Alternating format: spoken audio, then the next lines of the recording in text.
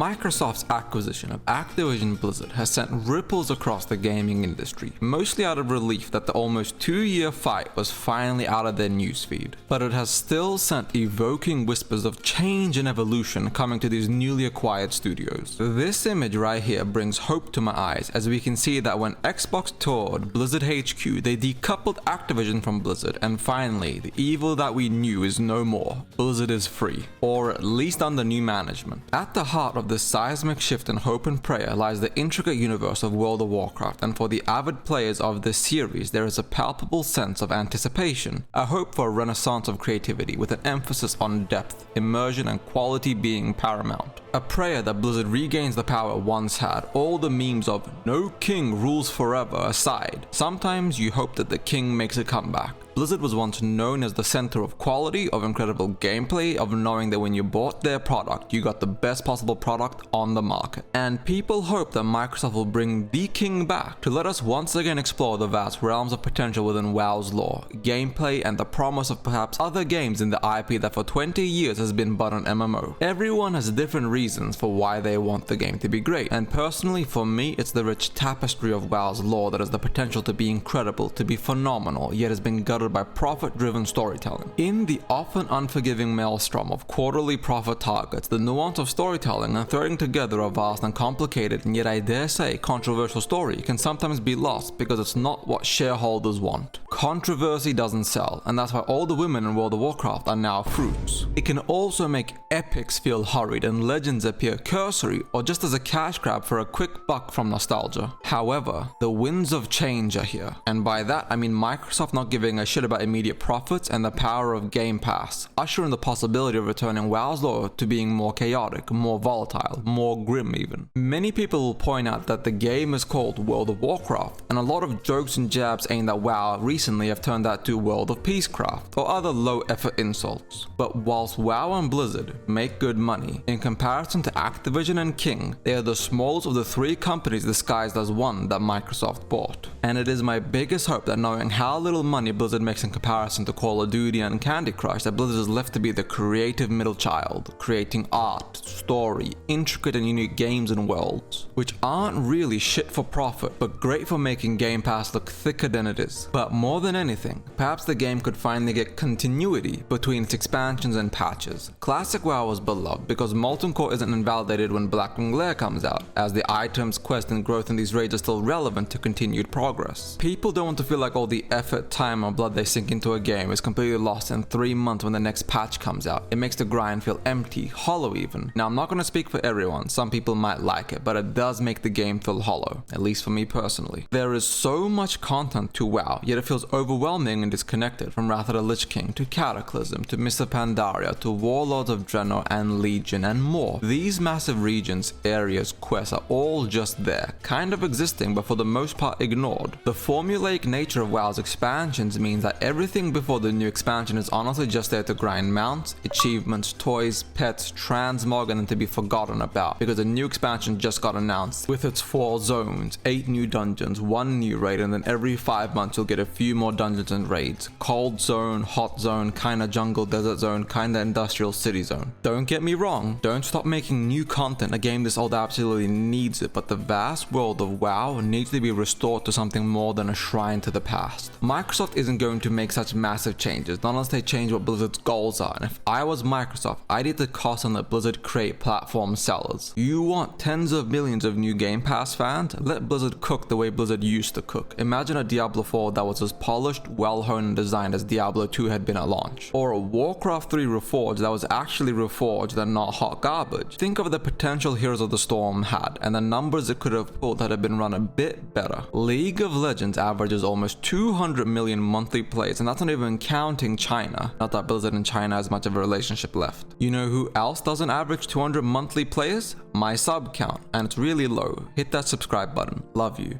But the best hope for Game Pass and Xbox, as well as for Blizzard, is for Microsoft to let people cook creatively. Make Warcraft 4, make StarCraft 3, make a Diablo horror game, make a Warcraft RPG or a Warcraft dating sim. I don't know. Let Blizzard cook with creativity, because creativity and passion build brands and then quarterly profits destroy them. The vastness of Azeroth, the cosmic realms beyond, and the rich history spanning millennia beckon. There are so many tales yet untold of lesser known time periods, ancient civilizations, or even the tantalizing lure of alternate timelines. Yet, what is a grand story without its characters, its stages, and its interactions? Of WoW's recent storylines, heck, even the last few expansions, which new characters do you even care about? Who do you even remember? The very gameplay that allows players to live, breathe, and shape these narratives has often been ensnared in the trappings of commercialization. The lure of microtransactions, while incredibly lucrative, has sometimes overshadowed the essence of the game. With a renewed focus, WoW can champion the player's journey. The primary reward systems can gracefully pivot from the overtly commercial in-game shops to the more intrinsic accomplishments that players earn through ingenuity, perseverance, and strategy. Those cash shop mounts look great, but what if they had even better mounts in-game? Heck, you know what? Add recolored mounts to the store. People will buy it, that's what we do. But make the base attainable in-game as well. Think about what made WoW fun. The euphoria of completing a Herculean raid, the satisfaction of mastering a complex profession after hours upon hours of grinding, or the sheer joy of exploration can become central to the player's experience. Furthermore, liberating content releases from the shackles of a rigid schedule can result in expansions that are not just larger but richer. New classes, uncharted territories, revamped mechanics, and evolving player versus environment challenge can rekindle the magic that has defined WoW for years. Every MMO used to steal from World of Warcraft, and honestly, now it's time to steal back. Literally, plunder the best thing about every other MMO and make it WoW. Other MMO companies used to be afraid of a WoW patch or a Lance expansion. Now though, nobody is scared. Except maybe Classic Plus will make them shake in the boots for a while, depends on how good or bad that goes. As we look away from just the MMO, the WoW universe beckons with potential beyond our familiar MMORPG format. Azeroth's chronicles are versatile, capable of spanning genres and platforms. Strategy aficionados could relive key historical battles in a turn-based or real-time strategy format, and whilst those craving intimacy with characters could embark on narrative-driven solo campaigns. Look how successful Baldur's Gate 3 was. Imagine if World of Warcraft had an RPG to the same scale as Baldur's Gate 3. These vast landscapes, from the shimmering spires of Silvermoon to the rugged terrains of Northrend, could be perfect for sandbox-style games where creativity meets lore. Additionally, in this insane era of connectivity where everyone has a phone, and which is one of the areas of Xbox and Microsoft are adamant on becoming a leader, mobile gaming represents untapped avenues. Obscenely untapped revenues too, mind you. Whether it's a base building game set in the bustling heart of Stormwind City or an interactive narrative detailing the adventures of iconic characters, the WoW universe has the potential to be ever present in the player's pocket. Honestly, make Candy Crush Lich King Edition. I don't give a flying fuck. Just let Blizzard's core teams go back to being the greatest chefs of gaming. Yet, integral to WoW's magic is its community, a vibrant tapestry of players who live, dream, and breathe Azeroth. As the game evolves, so does the need for deeper symbiosis between developers and players. Constructive feedback, once relegated to forums and occasional surveys, can become central to the game's evolution. Envision community councils compromising veteran players, collaborating with developers, offering insights, and even shaping gameplay dynamics. Look at how RuneScape does old school RuneScape and do the same for Classic Plus, or just for Classic Seasons, and let the players vote on what they want, the changes, the new content, the gameplay itself. If players ruin Classic Plus or the new Classic Seasons, at least this time we can admit we all suck together, developers and players alike. Even the role-playing community, a vibrant yet often overlooked segment, can find renewed focus. Imagine all the ERP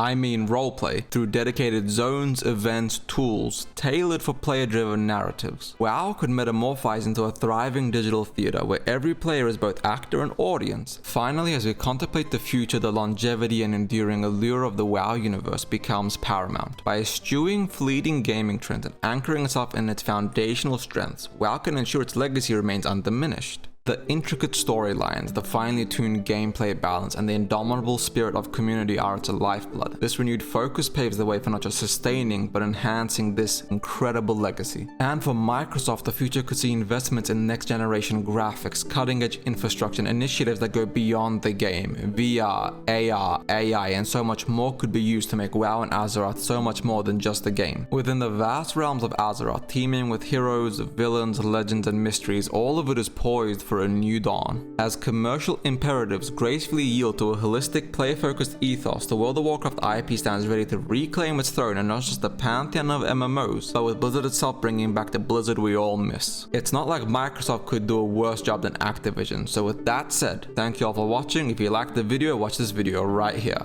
Ebonhard out.